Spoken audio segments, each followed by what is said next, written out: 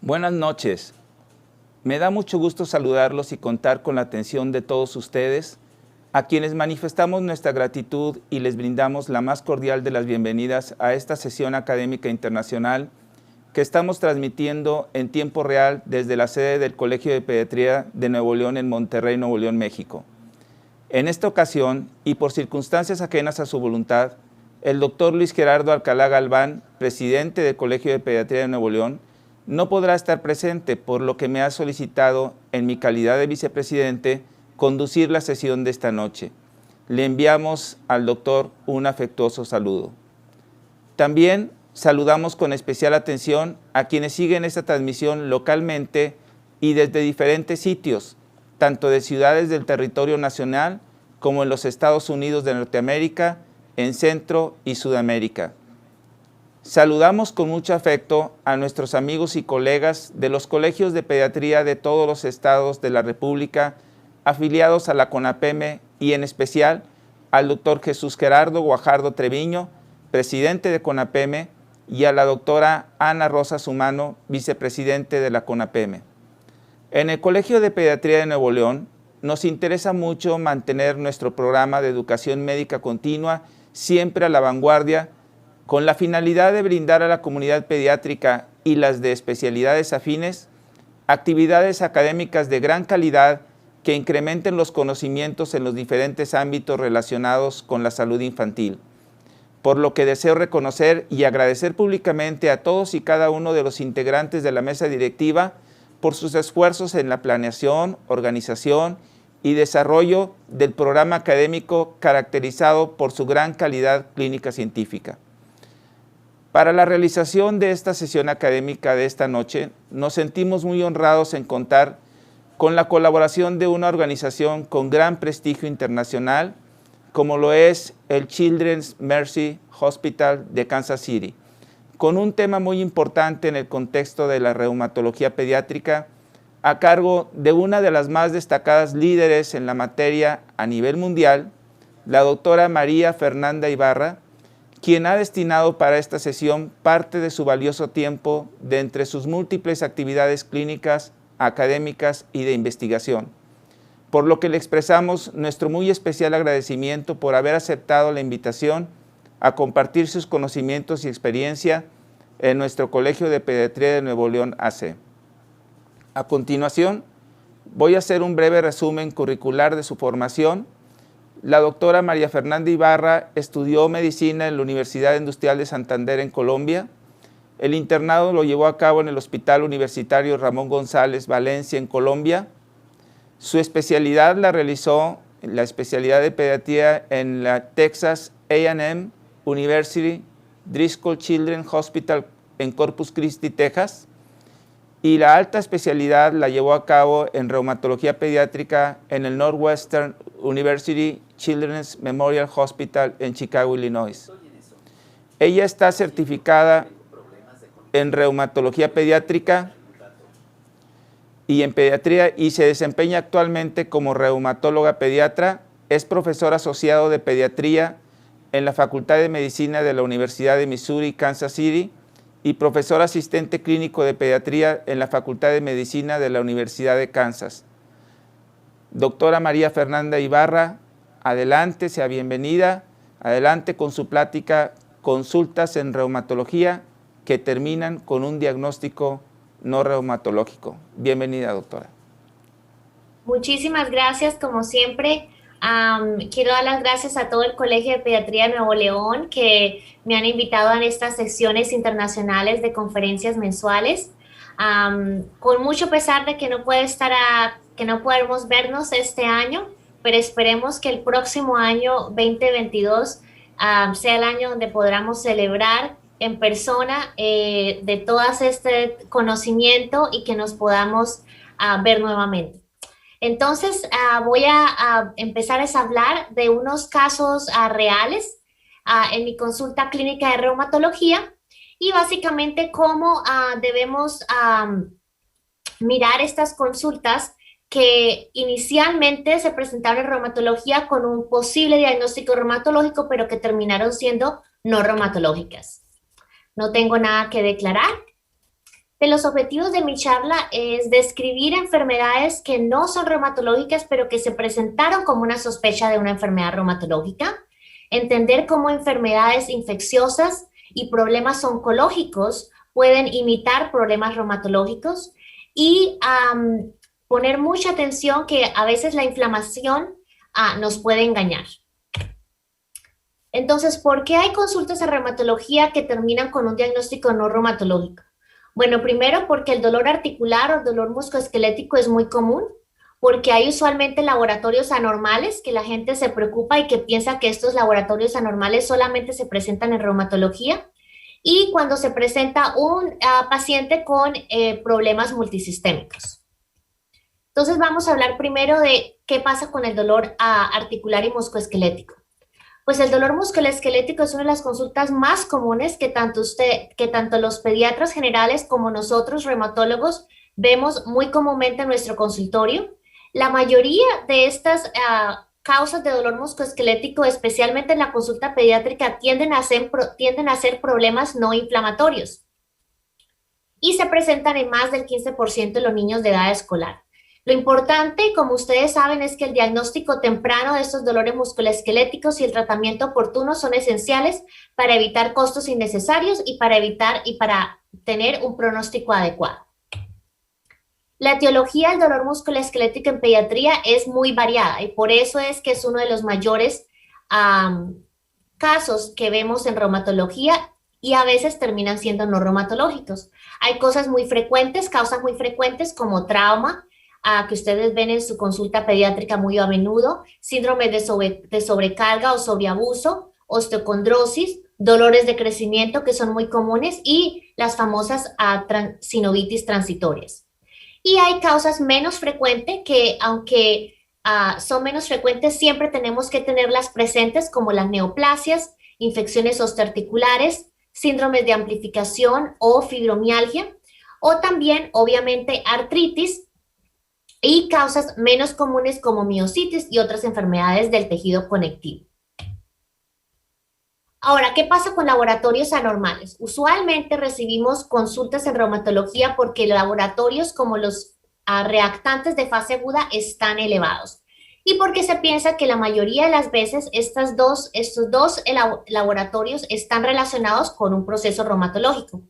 Estos son la velocidad de sedimentación globular, que inicialmente cuando está elevada es importante pensar si esto puede ser algo crónico, especialmente si se acompaña de anemia, y la proteína C reactiva, que se piensa más en infección, no solamente en problemas reumatológicos. Recordemos que los reactantes de fase aguda pueden regularse tanto para arriba como para abajo, pueden disminuirse como pueden aumentarse. Aquellos que se disminuyen en problemas inflamatorios son la albúmina y la anemia por inflamación. Así como vemos la albúmina bajita en pacientes con Kawasaki cuando tienen bastante inflamación, lo mismo pasa con la anemia de inflamación. Esta hemoglobina va a estar disminuida. Pero va a haber proteínas de reactantes de fase aguda que usualmente van a estar elevados. ¿Y cuáles son esos? Los factores de complementos, el C3 y el C4 usualmente están elevados en procesos inflamatorios, que va a ser lo contrario a como vamos a ver los pacientes con lupus, en los cuales los factores de complemento van a estar disminuidos. Las proteínas del sistema de coagulación son muy importantes de parte de la fase aguda, y cuando tenemos un paciente con inflamación, el fibrinógeno, las plaquetas van a estar elevadas. La proteína C reactiva, como lo vimos anteriormente, y la ferritina también es otro de los componentes de reactantes de fase aguda que van a estar elevados en procesos inflamatorios. Pero recuerden también que anticuerpos o autoantibares como el factor reumatoideo o el famoso anticuerpo antinuclear pueden estar falsamente elevados en procesos también inflamatorios, especialmente en procesos infecciosos. Y finalmente, cuando se presentan problemas multisistémicos que imitan una consulta reumatológica, y estos son problemas oncológicos como leucemias, linfomas y neuroblastomas, pueden aparecer como problemas sistémicos, problemas infecciones, pueden afectar diferentes órganos, y otra cosa que vamos a ver en los casitos reales que les voy a presentar es que un diagnóstico común puede presentarse con una complicación inesperada o con una presentación inesperada. Entonces, empecemos nuestros casos reales, cuando los pacientes con problemas infecciosos pueden imitar un proceso reumatológico. Este es nuestro primer caso. Este es un niño de 12 años que en agosto se presentó con hinchazón, rubor y dolor de la parte anterior del pie. Y obviamente en ese momento se pensó claramente que este paciente podía tener celulitis, se le dio antibióticos, los rayos X estaban normales y se continuó su curso de antibióticos. El paciente mejoró, pero nuevamente en diciembre empezó a presentar nuevamente de hinchazón en el área del tobillo, rubor y dolor. Esta vez se le hicieron laboratorios y la PCR estaba elevada, la velocidad de cementación globular estaba elevada y el pediatra general pensó que, bueno, vamos a darle esta vez, además del antibiótico, vamos a darle también esteroides. En enero, el paciente lo mandaron a la consulta reumatológica porque el paciente ya tenía limitación del tobillo, dolor leve con el movimiento y no rubor, y básicamente se mandó con un posible diagnóstico de artritis. Pero sin embargo, esto no me cuadraba a mí, y es importante pensar que siempre que un paciente se pretrata o se trata con esteroides y antibióticos, entonces no se va a presentar de la misma manera como se ve usualmente. Entonces, le repetí los rayos X y estos rayos X mostraron, como lo vemos aquí, una lesión lítica que se presenta en esta área que cruza la línea de crecimiento del tobillo. Y aquí vemos que hicimos una resonancia magnética donde vemos esto, que esto es básicamente absceso, lo que llamamos el absceso de Brody, y nuevamente cruza la línea de crecimiento de la tibia. Entonces, ¿qué es un absceso de Brody? Es un tipo de osteomielitis subaguda, usualmente hematogénica, localizada, que se localiza principalmente en las metáfisis, sobre todo de los huesos largos. A veces hay ausencia de un síndrome infeccioso general, porque como ven ustedes, este paciente nunca presentó fiebre. El tratamiento es antibiótico por vía oral, pero hay pacientes que requieren cirugías y especialmente en este caso el paciente requirió cirugía porque tenían la preocupación de que este absceso, al no limpiarse y drenarse, podía causar problemas con el crecimiento del hueso por estar tan cerca de la línea de crecimiento. Entonces, siempre debemos recordar, cuando se piensa de artritis juvenil, el tiempo más de 6 semanas, que en este caso estaba más de 6 semanas. Pero usualmente los pacientes con artritis juvenil, la articulación está inflamada, pero no tiene rubor, no tiene color. Siempre que pensemos en rubor, hay que pensar en infección hasta que se demuestre lo contrario. Recordemos también que siempre que pensamos en artritis juvenil es un diagnóstico de exclusión. Entonces, hay que descartar otras posibilidades que usualmente son mucho más comunes que la artritis juvenil antes de pensar que esto es artritis juvenil. Y siempre recordar que el tratamiento previo con esteroides puede enmascarar síntomas futuros, que es lo que ocurrió en este caso. Ahora seguimos más adelante con nuestro siguiente caso. Este es un paciente que en febrero se cayó de su patineta y cayó en su rodilla. El tratamiento inicial, como siempre, hielo, descanso y los rayos X fueron normales. El paciente continúa con inflamación y esta inflamación de su rodilla no se ha ido todavía. Entonces, se hace una resonancia en mayo, por lo cual se hace la referencia a reumatología porque, como vemos, la resonancia demostró bastante líquido sinovial, una efusión bastante grande. Pero resulta que con la historia el paciente viajó a Connecticut el verano pasado. Entonces se hicieron más estudios, incluyendo una artrocentesis, que es muy importante especialmente cuando se tiene solamente una articulación afectada. Siempre debe hacerse la artrocentesis en casos de articulación única. Y resulta que este paciente tiene la artritis de Lyme. La artritis de Lyme, recordemos que afecta a niños de edad escolar. Se presenta endémica en los Estados Unidos, incluyendo sitios como Connecticut, del Atlántico Medio desde Virginia hacia el norte y en menor medida el norte de California y el noroeste del Pacífico. Pero también se puede presentar en las zonas de Europa. es prevalente en la Europa central y en el sur de Escandinavia, alrededor del mar Báltico. Entonces, recuerden esto, la enfermedad, la artritis de Lyme no se da en México. No tengo entendido que sea en México, pero si estos pacientes viajan a Estados Unidos o viajan a estos sitios de Europa, siempre tener en cuenta que esta artritis de Lyme puede estar presente y se presenta típicamente con una rodilla, siempre articulaciones grandes como la rodilla, usualmente es única, no se presenta en ninguna otra articulación y además es muy interesante que la mayoría de las veces estos pacientes no tienen tanto dolor, siguen continuando con sus actividades normales, pero la rodilla está bastante inflamada con mucho líquido sinovial. Recordemos que la artritis de Lyme se presenta en la etapa tardía de la enfermedad de Lyme. Hay una fase aguda donde usualmente si se desconoce o los síntomas son muy leves, porque usualmente son síntomas cuando la garrapata le pica a la persona, entonces esto básicamente va a haber una reacción local en la parte de la garrapata y después de la picadura de la garrapata puede haber fiebre y puede haber síntomas como de la influenza, pero son pasajeros y transitorios. Y si no se determina que este paciente tenga estos síntomas en ese momento y que puede ser la enfermedad de Lyme, entonces obviamente se pierde el tiempo de tratar y esto va a llevar entonces a una como reacción retardada de la producción de anticuerpos y como una artritis reactiva secundario a la enfermedad de Lyme. Y esto se puede incluso presentar meses o años después de la picadura. El tratamiento de la artritis de Lyme es doxiciclina y amoxicilina por 3 a 4 semanas. Entonces, vamos ahora a hablar de también otras enfermedades más comunes que se pueden presentar con síntomas inusuales. Esta es una paciente adolescente que se presenta con fiebres intermitentes por 2 semanas.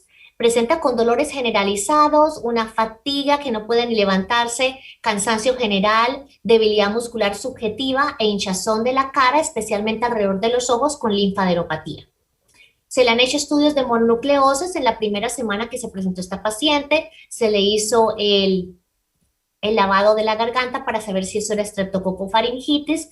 Las enzimas hepáticas se empezaron a elevar y siempre es importante recordar que una vez que se eleven las enzimas hepáticas hay siempre que pedir la creatinina quinasa para estar seguros que estas enzimas solamente vengan del hígado pero no vengan del músculo. Los exámenes de orina estaban normales y la paciente estaba presentando con un leve leucopenia y con leve trombocitopenia. Y como se empezaba a presentar con esto, pues entonces alguien le ordenó el anticuerpo antinuclear que salió positivo. Y por esto se remitió al hospital. Aquí viene la paciente, como ustedes pueden ver, es muy claro que presenta con linfadenopatía, la pueden ver muy bien aquí, y otro nódulo linfático aquí, ¿ok? Y como ven, la paciente tiene más que todo un edema periorbital, como lo ven aquí, con orina completamente normal, o sea que esto no es un síndrome nefrótico. Se admitió al hospital, se le hicieron más exámenes, de todas maneras la paciente vino con toda esta historia de 2 semanas de fiebres, entonces obviamente queríamos descartarle lupus. Los exámenes que se le hicimos después, todos salieron normales, incluyendo otros anticuerpos más específicos de lupus y los complementos que salieron completamente normales. La orina, nuevamente sin proteína. Las enzimas hepáticas se elevaron más, ahorita estaban más de 200, la velocidad de sedimentación globular estaba elevada a 37, las citopenias empezaron a mejorar un poquito sin tratamiento y la creatinina quinasa continuaba normal, o sea que no había problemas del músculo, era solamente el hígado. Se realizó otra serología del Epstein-Barr virus de la mononucleosis y salió esta vez positiva. Entonces recordemos que hay manifestaciones inusuales de la mononucleosis y además es importante recordar que la mononucleosis se presenta en esta fase aguda y en esta fase convalescente y a veces se tarda por lo menos un poquito más de 2 semanas en poder encontrar la serología positiva. Entonces lo que ocurrió es que se hizo la serología muy tempranamente, por eso salió negativa. Ahora que estábamos teniendo más síntomas se hizo y salió positiva. Hay 2 síntomas inusuales que se pueden presentar con la mononucleosis infecciosa. Uno, que es el edema periorbital o el edema facial, que se presenta en 1/3 de los pacientes con mononucleosis, que es inusual y obviamente siempre alerta a las personas porque no se piensa que la mononucleosis puede causar esto. Y hay otra segunda manifestación que también es bastante inusual y que es una segunda causa de referencia a reumatología y son las úlceras genitales.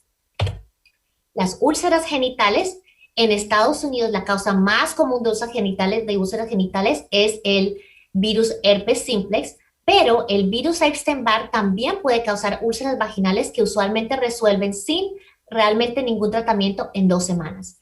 Recordemos que el virus Epstein-Barr afecta más del 90% de la población, pero solamente causa síntomas en un porcentaje pequeño, pero es muy común. Ahora, la razón que nos mandan estos pacientes a reumatología con úlceras genitales es por la sospecha de la enfermedad de Behçet, que es absolutamente muchísimo más rara que una mononucleosis. Entonces, pero resulta que las pacientes con enfermedad de Behçet se sospechan en adultos jóvenes con úlceras bucales recurrentes o también con úlceras genitales recurrentes. Especialmente nos mandan estos pacientes con úlceras genitales que no han tenido obviamente actividad sexual. Entonces los doctores se angustian porque piensan esto puede ser el inicio de la enfermedad de Behçet. El problema de la enfermedad de Behçet es que es un diagnóstico clínico. No hay ningún laboratorio que te diga esta es la enfermedad de Behçet. Entonces las manifestaciones son inespecíficas y pueden ser insidiosas y pueden evolucionar a través del tiempo. Pero esta es una de las causas más comunes de referencia a reumatología por estas úlceras genitales. La mayoría de las veces estos pacientes no presentan con úlceras recurrentes genitales y obviamente no tienen enfermedad de Behçet, sino que tienen mononucleosis. Ok, seguimos con nuestras enfermedades infecciosas que tienen síntomas inusuales. Esta es una chiquita de 7 años que presenta con 5 días de fiebre, dolor en los huesos y malestar general. Se presenta con este exantema facial, como vemos en la fotografía, y un exantema en todo su cuerpo, como vemos aquí, que casi tiene una apariencia vasculítica. Además, presenta con descoloración de los dedos de las manos y nuevamente los laboratorios anormales que siempre preocupan a todo el mundo. Tiene anemia, trombocitopenia, leucopenia y nuevamente alguien estuvo listo a hacer pruebas reumatológicas en este paciente con un anticuerpo antinuclear positivo y un factor reumatoideo positivo. Pero esta paciente tiene parvovirus, eritema infeccioso. Recordemos que el parvovirus puede presentarse con crisis aplásticas pasajeras que son bastante preocupantes, obviamente. Y además de eso pueden presentarse con manifestaciones reumatológicas. Entonces, obviamente, la combinación de una crisis aplástica pasajera más manifestaciones reumatológicas como artritis puede tener la idea de que este paciente posiblemente pueda estar manifestándose con un lupus sistémico.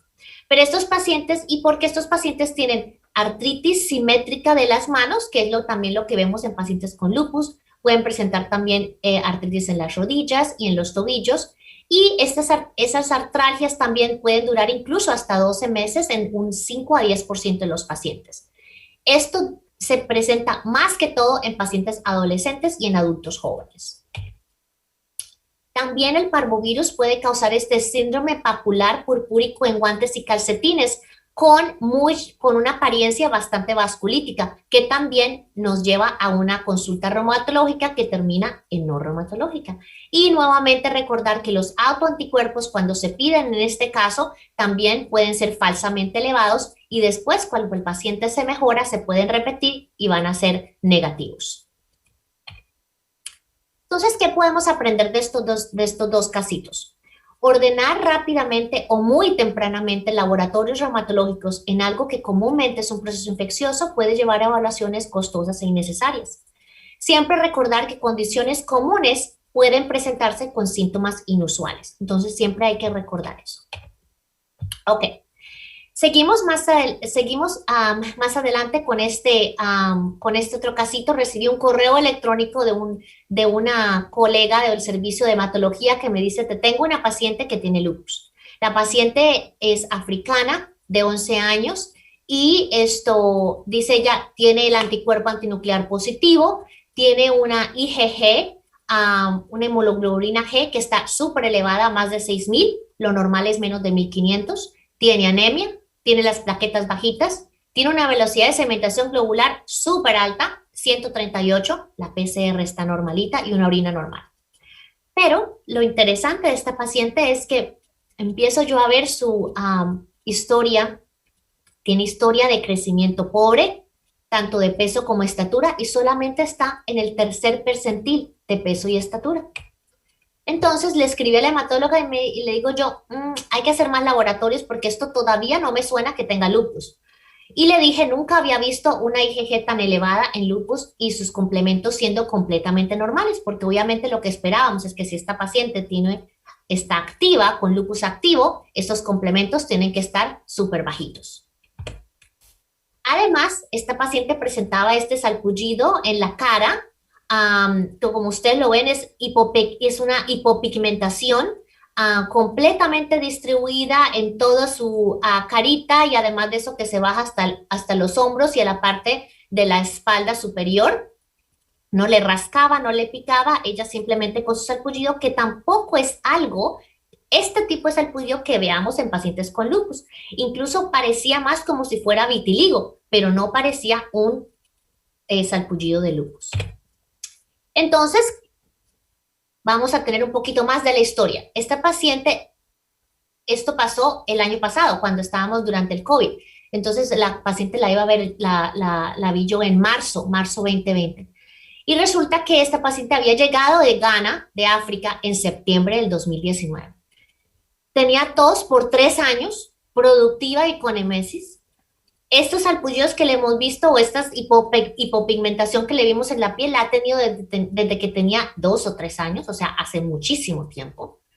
Ha tenido malaria anualmente en Ghana y además de eso la diagnosticaron con una neumonía. Y la parte más importante de la historia, yo diría también, es que la mamá biológica, que tenía apenas como unos 20 y pico de años, murió de algo que los familiares no tienen ni idea de que murió, por lo menos es lo que nos dicen a nosotros.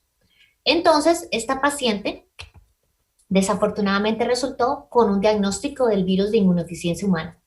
Entonces, esto, obviamente, cuando le hacemos toda esta entrevista y la historia, definitivamente había algo más en esta paciente, y fue cuando yo le hice la serología por el virus de inmunodeficiencia, y la paciente ese mismo día que yo la vi, incluso la vio el infectólogo, y resulta que la paciente tenía tuberculosis latente, tenía una neumonía intersticial linfocítica, que es algo típico que se presenta en los pacientes con virus de inmunodeficiencia, de virus de la inmunodeficiencia. Además, por eso está tos productiva. Hipopigmentación que tenía es algo que se ve en pacientes, no lo sabía, pero es algo que se ve en pacientes con una epidermodisplasia verruciforme que es secundaria al virus del papiloma humano. Interesantemente, estos pacientes con virus de inmunodeficiencia son pueden engañarnos, porque ella no solamente tenía el ANE positivo, incluso el más específico para el lupus, que es el DNA de doble cadena, también estaba positivo. Pero esta paciente claramente no tenía lupus, sino que tenía el virus de inmunodeficiencia humana. Nuevamente, cuando hay algo raro que no cuadra. Esta paciente tenía una historia de mucha cronicidad, que no se asocia, a pesar de que el lupus es una enfermedad crónica. Una paciente que estuviera enferma desde que tenía 2 años y ahorita la vemos cuando tiene 10, mejor dicho, va a estar casi muerta si tiene lupus y tiene todos estos síntomas. Y sin embargo, la paciente se veía bien, realmente, ¿no? Esta paciente tenía los complementos normales. Siempre los complementos van a estar bajitos en pacientes con lupus. Y yo no he visto paciente con lupus y una velocidad de sedimentación globular de más de 100 que clínicamente no se vea enfermo, que no se vea que tenga, o sea, que se ve enfermo como para admitirse al hospital. Esta chiquita no ha requerido admisión al hospital, todo se hizo de manera ambulatoria. Entonces, nuevamente, las cosas que no cuadran, hay que buscarle otro diagnóstico. Lo otro, seguimos entonces ahora en los dolores articulares con laboratorios anormales y unos cuantos problemas multisistémicos. Entonces, este es un niño de 7 años con un mes de dolor en las rodillas, en los tobillos, en la cadera, los hombros, el pecho, básicamente en casi todas partes. Tenía fatiga, se veía cansadito, no podía casi correr, la actividad muy disminuida, no era el mismo chiquito que era antes. El examen clínico tenía dolor en la parte anterior de las tibias, en los brazos, limitación en las articulaciones por dolor, pero sin embargo no se le veía inflamación de las articulaciones, no tenía ningún sarpullido, pero como ustedes pueden apreciar aquí, sus laboratorios se veían bastante anormales. El paciente presentaba con hemoglobina de 10.5, plaquetas bien bajitas, neutropenia y una velocidad de sedimentación globular de 95. Esto no cuadra. Y estos rayos X que los voy a explicar en un momentito, que tampoco son normales.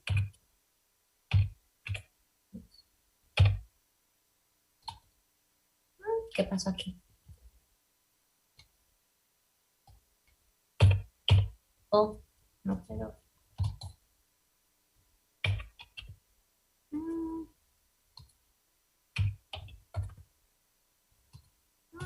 Ok. Antes de terminar el pasado caso, quiero hablarles de este caso, que es muy parecido, para que observen la progresión de los laboratorios. Entonces, esta vez recibí una llamada, y esta llamada era un pediatra que me dice, tengo un paciente con artritis que quiero que me lo veas urgente. Entonces yo le digo, ok. Entonces dice la doctora, tiene 2 semanas de dolor en las rodillas, las muñecas, pero el paciente no puede caminar. Extraño. La primera semana, la doctora le había hecho laboratorios, la velocidad de sedimentación globular está elevada a 71, la PCR está en 5, anemia, plaquetas de 165,000, todavía normales, leucocitos normales. La segunda semana me dice la velocidad de sedimentación globular ahora está más alta, la anemia sigue más o menos igual, pero las plaquetas bajitas, los leucocitos todavía normales. Entonces le digo yo, esto no me cuadra para artritis, pero ella me insiste que es artritis. Entonces le digo, ok, mándamelo. Desafortunadamente el paciente no se presentó, entonces la llamo yo y le digo, tú lo tienes que ver inmediatamente, este paciente no tiene artritis, tienes que hacerle más laboratorios, ese paciente tiene que estar admitido al hospital. A la tercera semana, cuando el paciente no se presentó a verme, se le hicieron nuevamente laboratorios, la velocidad de sedimentación globular más elevada, ahora una anemia de 7.5 con unas plaquetas de 125,000. Le hicieron un ultrasonido que mostró una efusión moderada y la pediatra me pregunta, ¿le tengo que hacer una artrocentesis o le puedo dar prednisona antes de que tú lo veas? Ok, mi respuesta a ambos casos es, ambos pacientes necesitan una biopsia de médula ósea. Ambos pacientes tienen leucemia, ¿ok? Entonces, los pacientes con artritis no se presentan de esta manera. No se presentan que no pueden caminar y no se presentan con esos laboratorios donde las plaquetas van para abajo y la velocidad de sedimentación globular va para arriba. Ambas tienen que ir para arriba, porque recuerden que cuando hay problemas de inflamación, las plaquetas, la respuesta de la médula ósea es responder con producción de plaquetas. Entonces, siempre es muy importante recordar eso. ¿Y qué vemos entonces en los rayos X? Los rayos X muestran estas líneas, bandas radiolúcidas, que son las bandas radiolúcidas metafisiarias, que son a veces sugieren que este paciente tiene leucemia por infiltración, básicamente de células malignas a la médula ósea y al hueso. Entonces, ¿qué es importante recordar de la leucemia? Que el dolor óseo es el síntoma más común secundario a la proliferación de células neoplásticas en la médula ósea. Que puede ser el único síntoma, que es lo más miedoso de todo, que puede ser el único síntoma. El dolor suele ser insidioso, constante, no se relaciona con la actividad física, se exacerba durante la noche y es un dolor desproporcionado a lo que vemos al paciente. ¿Qué quiere decir? Que si yo veo a un paciente con mucho dolor, que yo pienso que tiene artritis, le voy a ver esas articulaciones súper inflamadas. Pero estos pacientes, tú no le ves la inflamación, pero el paciente está en tremendo dolor. Las artralgias incluso pueden ser migratorias. de grandes articulaciones con distribución asimétrica, con o sin artritis. Nuevamente, esa rodilla se le hizo el ultrasonido y se le encontró que había efusión, pero eso no quiere decir que es artritis juvenil. Y obviamente la similitud con enfermedades como la artritis idiopática juvenil puede retrasar el diagnóstico de leucemia. Este es un paciente con artritis en muchas partes. Miren muy bien, tiene artritis en las rodillas, mire cómo se ven de gorditas las rodillas, tiene artritis en los tobillos y vamos a verlo caminar. ¿Ok? Espero que lo estén viendo caminando. Así camina un paciente con artritis. Tiene cojera y lo que les digo, pueden caminar. Puede ser que no, que les duela, obviamente, puede ser que no estén caminando muy bien, pero los pacientes que solamente tienen artritis todavía pueden caminar un poco, con su cojera, con su antalgia, pero pueden caminar. Los pacientes que me dicen solamente tiene un poquito de inflamación aquí y allá, pero no pueden caminar, siempre esos pacientes que se rehúsen a caminar por dolor, hay que examinar a esos pacientes muy bien y hay que estar seguros que no tengan un proceso maligno.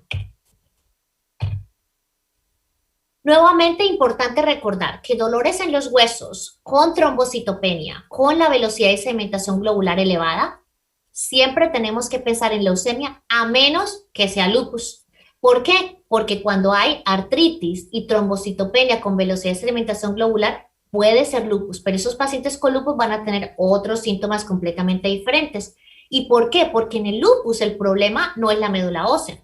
El problema es que hay anticuerpos en contra de esas plaquetas y entonces por eso hay destrucción de las plaquetas. Lo que ocurre en la leucemia es que hay infiltración de las células malignas dentro de la médula ósea y por eso las plaquetas no están reproduciéndose. Entonces, siempre como regla general, las plaquetas tienen que estar elevadas cuando la velocidad de sedimentación globular está elevada.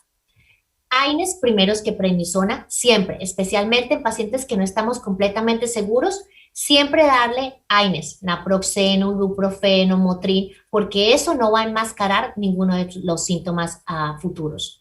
La prednisona puede retardar el diagnóstico de leucemia y disminuye a veces la efectividad de la quimioterapia.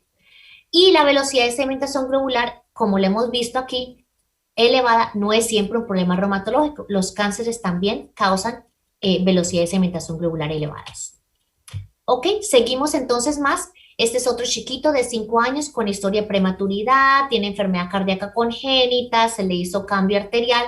El pobrecito tiene ya su problema crónico. Y además de eso empezó a presentar con 4 meses de dolor en el muslo bilateral, se despierta llorando, tiene dolor en la mañana y al final del día. Muy pocas veces dicen que dolor nocturno, pero de todas maneras a veces sí se despierta llorando. Otros días me dice el papá, el niño es el más veloz de la clase. No ha tenido fiebre, no ha tenido pérdida de peso. Las articulaciones no se ven artríticas, se ven incluso lo contrario, flexibles. No hay inflamación articular, no hay cojera. El chico pues se ve normalmente bien, por lo menos durante la consulta. De todas maneras, se le hicieron rayos X de la pelvis, lumbar, de los pies, todo salió bien. Se le hizo un ultrasonido de la cadera, donde no se demostró ningún derrame articular. Y entonces, pues inicialmente yo pensé, pues mandemos la terapia física. Sin embargo, hay algo en los laboratorios que no me cuadraba. Tenía una velocidad globular elevada a pesar de que no tenía artritis. Una PCR un poquito elevada, nuevamente sin ningún tipo de infección o de artritis. Y tenía una lactato deshidrogenasa también elevada. El factor reumatoideo negativo y el frotis de sangre también sin células blásticas. Pero nuevamente hay algo que no me cuadraba y resulta que el paciente no se mejoraba con un mes de terapia física. Entonces finalmente dije yo, tengo que pensar en otras cosas y entonces hicimos más laboratorios. Y estos fueron los laboratorios que hicimos. Entonces aquí podemos ordenar estos marcadores para el neuroblastoma, que es el ácido homovalilil vandélico y que ambos salieron bastante elevados. Estos son marcadores de neuroblastoma, se pueden medir en la orina y desafortunadamente este pacientico tenía un neuroblastoma de alto riesgo, metástasis ya en el cráneo, en el esqueleto axial, apendicular y la médula ósea la salió positiva. A pesar de que el paciente, entre comillas, se veía bien. Estos pacientes son los que hay que tener bastante sospecha de que hay otra cosa que está sucediendo porque, nuevamente, las cosas no cuadran completamente. El neuroblastoma es el cáncer del sistema nervioso simpático más común en los 2 primeros años de vida, el 8 al 10% de los tumores pediátricos y el 90% se diagnostican desafortunadamente antes de los 5 años. Entonces, siempre es importante aprender de este caso los signos de alarma. Entonces, este paciente ha venido con un dolor crónico, no se mejoró con fisioterapia, usualmente pacientes que tengan problemas de dolor, como llamamos mecánicos, si son flexibles, estos pacientes se mejoran con terapia física, tenía dolor matutino y al final del día y dolor nocturno y definitivamente tenía laboratorios que eran anormales y que no podíamos encontrar una explicación clara de ellos. Y nuevamente el dolor que era fuera de proporción de su examinación física. En este caso, el paciente en la clínica se veía bien, pero lo que nos decían los familiares era que cojeaba, que tenía este dolor. Entonces, algo que definitivamente no cuadraba con el cuadro clínico que teníamos. ¿Ok? Entonces seguimos, este paciente es Bob, tiene 10 años, 5 meses de dolor de espalda, rigidez en las piernas después de una caída que tuvo en artes marciales. Ha perdido más o menos 5 kilogramos en el último mes, ha hecho fisioterapia sin mejoría, los AINES les ayudan parcialmente, pero no completamente, tiene dolor en las noches que lo despierta. Recientemente presentó me dice, tiene adormecimiento de los muslos. Y los laboratorios entonces se presentan con anemia. El ANA está negativo y el factor reumatoideo negativo. Pero nuevamente, este paciente debe preocuparnos. Y debe preocuparnos no para una condición reumatológica, sino para algo más severo. ¿Y qué necesitamos? Necesitamos más imágenes, porque definitivamente los laboratorios nos están ayudando. El examen clínico tampoco completamente nos ayuda, pero el adormecimiento en los músculos, algo que usualmente no vemos en pacientes que tengan artritis, porque problemas neurológicos no vemos en pacientes con artritis, especialmente porque pacientes que lleguen a tener artritis en la columna van a ser pacientes que ya tienen diagnóstico de artritis y no se presentan como un síntoma inicial.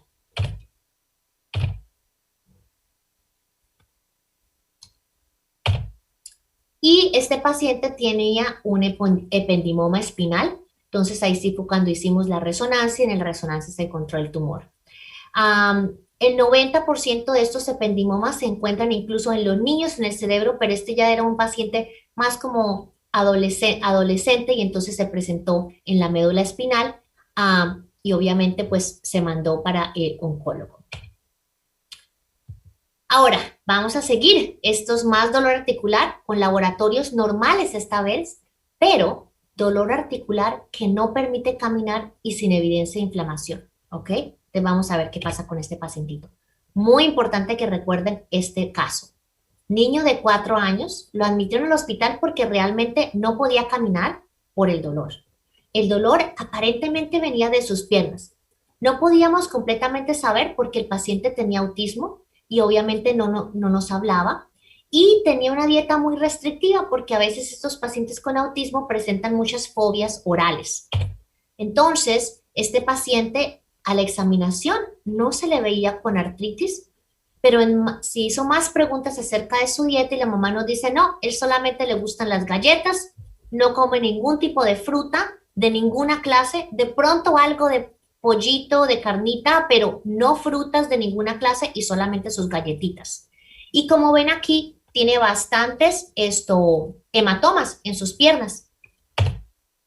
Entonces, este es un caso de scurvy, deficiencia de vitamina C, que son muy raros verlos, obviamente, especialmente en este país o en cualquier país que tenga acceso obviamente, a frutas y a vitamina C, pero se tiene que pensar en pacientes que tienen ya sea autismo o cualquier tipo de trastorno cognitivo que los hace tener ese tipo de, no solamente restricción, sino que evitan de por sí comer cierto tipo de alimentos. Recordemos que la vitamina C es fundamental para la salud de los huesos, los vasos sanguíneos y para la cicatrización de las heridas. Entonces, ¿Qué causa? Dolores musculares tan severos que no puedes caminar. Y esto es lo que ocurre también, estos pacientes presentan con esta casi como petequias, que es este salpullido perifolicular. Y estos pacientes responden impresionantemente a la vitamina C. Tan pronto en la primera semana que este paciente se le puso vitamina C, estaba caminando como un campeón, sin ningún problema, sin ningún tipo de dolor. Y obviamente hay que continuar con la vitamina C porque él no toma vitamina C. Entonces hay que continuársela. Y ahora vamos a ver el último casito, ¿ok? Este es un niño de 2 años y 8 meses con enfermedad respiratoria aguda que está tratado, que lo trataron con cefnidil y presenta después de que se acabó su tratamiento antibiótico, presenta con fatiga, con cansancio, como que la mamá es una internista y ella piensa que el niño se ve como si tuviera debilidad muscular. El pediatra le hizo laboratorios y le encontró que sus enzimas hepáticas estaban bastante elevadas, entonces inmediatamente lo refirió a hepatología. Pero resulta que el hepatólogo, nuevamente, lo que estábamos viendo anteriormente, le hizo la prueba de creatinquinasa. ¿Y qué pasó? La creatinquinasa, más de 60,000. El paciente lo admitieron por riesgo de rhabdomiolisis. Más historia, resulta que este paciente siempre ha caminado en los dedos de los pies, en puntitas, y los gemelos están hipertrofiados. Entonces se llamó a rehabilitación, a neurología, pero también nos llamaron a nosotros, reumatología, por un caso de, obviamente, miositis. Pero este paciente, la creatinina incluso le llegó hasta 100,000. No tenía ningún tipo de salpullido. Y entonces, ¿esto qué pasa? Estos pacientes, obviamente, ¿qué es lo que no cuadra aquí? Si este paciente tuviera miositis inflamatoria, como dermatomiositis, primero, no tenía los salpullidos. Segundo, un paciente con miositis que tenga una CK de 100,000 no puede moverse. Y eso los he visto. Esos pacientes no se pueden mover del dolor del músculo. Este pacientito estaba brincando y saltando en su cuarto sin ningún problema. Llegaron los genes y el paciente tenía una distrofia muscular de Duchenne asociada con el gen X, o sea, como una enfermedad de Becker. Entonces, ¿qué hay que recordar? Siempre hay que solicitar las pruebas específicas según la sospecha clínica. Una prueba positiva carece de valor si no se acompaña de toda la clínica. La historia clínica, como lo hemos visto en todos estos casos, es fundamental. Y los laboratorios siempre son importantes, nos sirven como fuente de información, pero no hay ninguna prueba que es perfecta. Las pruebas no determinan el diagnóstico o el tratamiento, siempre hay que tratar al paciente primero.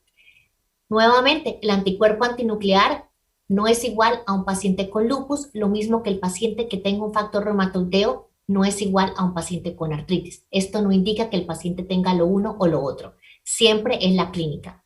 La velocidad de segmentación globular y la proteína C reactiva elevadas no son laboratorios específicos y se pueden presentar en otras condiciones como infecciones y malignidades, como lo hemos visto anteriormente. Y siempre, no se les olvide, siempre que hay enzimas hepáticas elevadas, siempre tienen que pedir su creatinquinasa para estar seguros que esto no es un problema del músculo. Muchísimas gracias por su atención y recibo cualquier pregunta. ¿Qué tal? Buenas noches, muchas gracias, doctora María Fernanda Ibarra. Muy interesante su plática. La verdad es que el acompañarlo de ejemplos, de casos, vuelve muy interesante y bueno, yo creo que nos ha quedado muy claro. No hice mención acerca de estar haciendo las preguntas y que al final íbamos a estar respondiendo, pero yo particularmente sí tengo algunas preguntas que quisiera hacer, es relacionado con lo que acaba de mencionar. Yo me fijo que en todos los casos fue muy importante hacer la historia clínica. Fue una situación en donde yo veo que pues una proporción de ellos se pudo haber resuelto tan solo haciendo una buena historia clínica, haciendo preguntas correctas. Y me gustaría preguntarle en qué porcentaje usted ve que de todos los pacientes que le refieren, quizás no era necesario, que era nada más solamente con una buena historia clínica, una buena pregunta en lo que es el padecimiento actual, lo que pudo haber resuelto en un momento dado y haber evitado el envío o la referencia con usted? ¿Qué porcentaje más o menos sería? Mira, yo diría que del 50 al 60% de los pacientes que vemos en la consulta reumatológica no tienen ninguna enfermedad reumatológica. La mayoría vienen usualmente porque tienen un laboratorio anormal. Y típicamente es lo que te digo, un anticuerpo antinuclear positivo o una velocidad de diseminación globular elevada. Y entonces sí, lo que tú dices es muy cierto. La historia clínica es fundamental y a veces aquí no sé si es la presión de los padres a que tienen que hacerse algo inmediatamente, pero entonces también no le permiten al pediatra como tener al paciente más tiempo y empezar a hacer incluso, ya sea verlo una segunda vez, por ejemplo. La mayoría de las veces yo diría también estos pacientes, como tuviste en los casos, a veces tienen que verse más de una vez, pero verse, ¿no? Evaluarlos, nuevamente hacer las preguntas, hacer otros laboratorios para entender qué es lo que está ocurriendo. Y usualmente los pacientes que están referidos a reumatología les hacen una sola vez laboratorios, están la velocidad de sedimentación globular elevada, la PCR, y los mandan. Y resulta que en ese momento el paciente pudo haber tenido alguna enfermedad viral, algo que no tuvo muchos síntomas, pero estuvo ahí, y tú le repites los laboratorios y llegan a vernos a nosotros y todo salió negativo. Entonces, la mayoría, yo diría por lo menos el 60% de los pacientes que vemos en reumatología no tienen un diagnóstico reumatológico. Muy bien. Aquí ya están llegando abundantes preguntas, le voy a ir mencionando algunas. El doctor Ángel Link pregunta, en sospecha de dolor de crecimiento, ¿qué exámenes de laboratorio pudiera sugerir? Entonces, en el dolor de crecimiento, que es algo muy común que ustedes ven, lo más importante es tener en cuenta que digo lo que yo llamo laboratorios de base, que son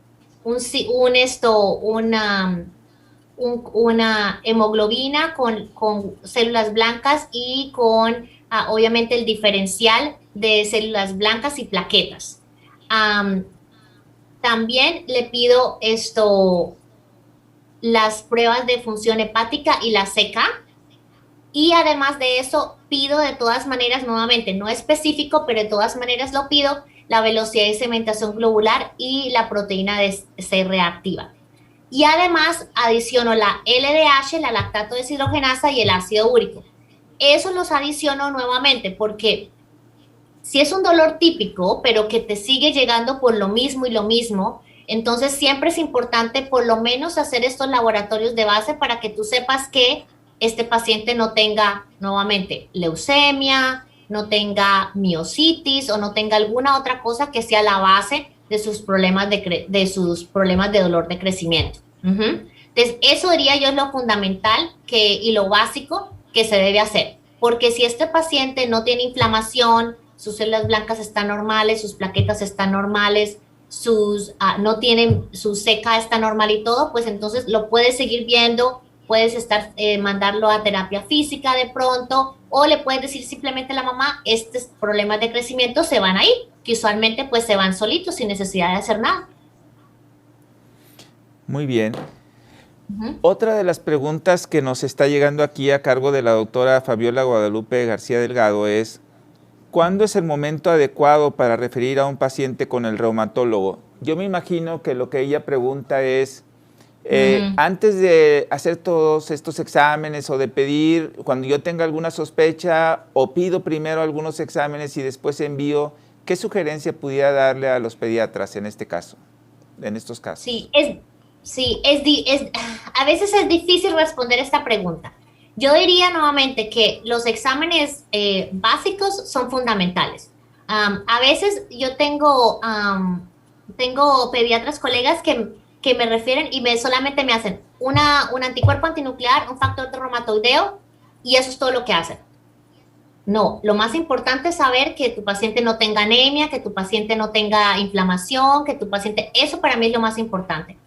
Y yo diría que lo más importante para referir, más que los laboratorios, es cuando tú tienes un paciente que a pesar de que le hayas hecho exámenes, por ejemplo, y son normales, y continúan con un dolor que tú no puedes explicar, ya sea que el paciente ya se pase de la edad donde están los dolores de crecimiento, y además de eso son dolores de crecimiento que los tiene todo el tiempo, que son constantes, no que se presentan usualmente como se presentan los dolores de crecimiento, que es en la noche, le pasa cuando la mami le hace el masaje y al siguiente día está caminando normal y está como un campeón. Entonces, cuando el pediatra ya piense que esto puede tener otra causa, porque ya no se está comportando como lo que típicamente le espera, entonces esa sería la mayor causa de referir al reumatólogo. Cuando ya tú ves que ya tú no puedes hacer nada más, trataste la terapia física, de pronto le hiciste rayos X y salieron normales y todo esto y ya tú dices, ya se me salió de las manos, ya no sé qué este paciente tenga, esa es el tiempo para remitirlo. Pero de ahí a que llegues a ese tiempo, tienes mucho tiempo para examinarlo, lo puedes ver 2 veces, le puedes hacer exámenes y durante ese tiempo el paciente o se mejora o si se empeora, ahí es cuando es el tiempo para remitir al reumatólogo. Muy bien, muchas gracias. También la doctora Rosa Amelia Camarillo pregunta que si existe alguna escala o pruebas clínicas para ayuda diagnóstica. No sé, a lo mejor son parte de las que usted acaba de mencionar, no sé si se refiere a alguna escala en particular. No sé si pudiera usted ayudarnos en este punto. Sí. Desafortunadamente, lo que te digo, los laboratorios que yo llamo de base son los que mencioné inicialmente. No hay ningún tipo de escala diagnóstica para saber exactamente qué pedir. Ahora, si tú piensas que el paciente tiene lupus, obviamente hay que pedir todo lo que te dije de tu conteo, o sea, tu examen completo de sangre, tu velocidad de sedimentación globular, un panel completo de metabólico, o sea, cómo está su función renal, cómo está su hígado, su orina, muy importante si el paciente tú piensas que tiene lupus, la orina es fundamental. Y obviamente tú siempre puedes pedir un anticuerpo antinuclear.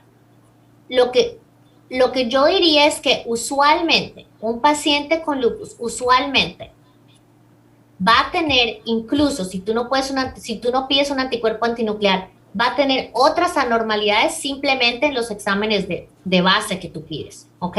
Siempre y cuando le chequees su hígado, su riñón, sus células blancas, su anemia y la inflamación, algo ahí va a ser anormal que inmediatamente te vaya a sospechar, este paciente va a tener de pronto lupus o algo reumatológico.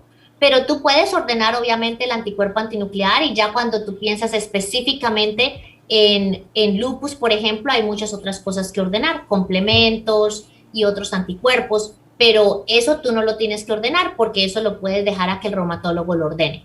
Para otras cosas, entonces, nuevamente, los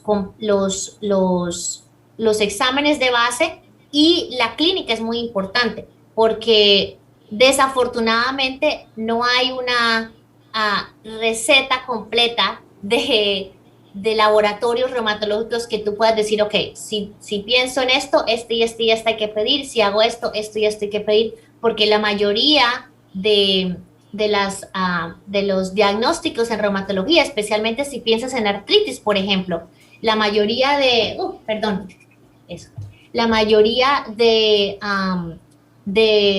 diagnóstico se basa clínicamente. Entonces, a veces yo diría, por ejemplo, para un paciente con artritis, es más eficaz hacer, por ejemplo, un ultrasonido de una articulación que tú crees que está inflamada, porque eso te puede decir sí, hay efusión, hay sinovitis, esto es artritis, más que incluso hacer los laboratorios. Entonces, a veces depende de lo que estás pensando. Si es artritis, imágenes incluso a veces pueden ser más importantes y más efectivas que los laboratorios, porque realmente tú no vas a diagnosticar artritis por medio del laboratorio, sino por medio de la clínica y las imágenes. Ya si piensas en lupus, los laboratorios van a ser mucho más importantes. Lo mismo que la miositis. los laboratorios van a ser muy importantes porque vas a tener que demostrar que esos pacientes con miositis tienen la CK elevada, los pacientes con lupus tienen los problemas de complementos y de anemias y todas estas cosas que vemos en pacientes con lupus. Entonces, depende del diagnóstico que tú creas, el estudio va a ser lo más indicado. Muchas gracias. Voy a hacer una última pregunta y después mencionar nada más 2 comentarios aquí. La doctora Claudia González pregunta, dice, hola, me gustaría saber en qué padecimientos es común ver dactilitis. Muy buena pregunta. Los pacientes que presentan con dactilitis en reumatología son pacientes que usualmente tienen artritis psoriática. Entonces pero en pacientes pediátricos usualmente la psoriasis de la piel puede aparecer en mucho tiempo después, pero siempre la artritis psoriática es la que te da con dactilitis. Pero otras cosas que pueden ser como dactilitis, que no son la dactilitis de la artritis, es los pacientes con enfermedad falciforme, con anemia falciforme, pueden presentar con la apariencia de dactilitis. Los pacientes con anemia falciforme. Y también tuve un paciente una vez que interesantemente tenía maltrato infantil y el paciente presentó con los deditos así como si fueran deditos de salchicha y resulta que finalmente se llegó a la conclusión que el paciente lo habían básicamente apretado las manitas de tal fuerza que habían causado fractura de la falange distal, pero resulta que inicialmente en los primeros rayos X no se pudo observar la fractura, sino que fue mucho después que se vio la fractura y los deditos se vieron como dactilitis.